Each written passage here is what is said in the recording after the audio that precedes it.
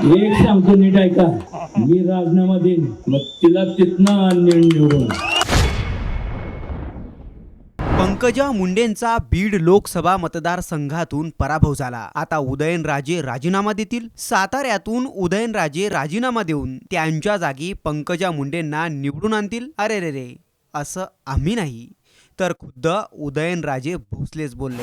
आज तिला नाही मतदान करायचं, कोणाला करायचं?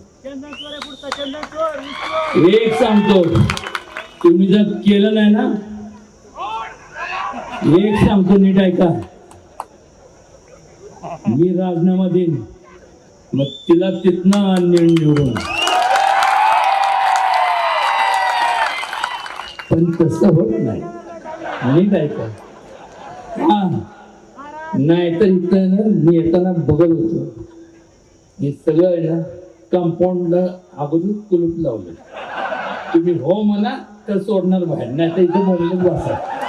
आता खरंच उदयनराजे भोसले राजीनामा देतात का? त्यांचेच शब्द ते विसरले तर नसतील ना? तुम्हाला काय वाटतं? कमेंट करून नक्की कळवा.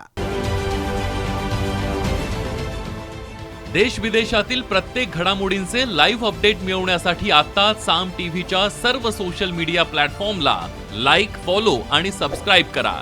तसंच सर्व नोटिफिकेशनसाठी बेल आयकॉन प्रेस करायला विसरू नका.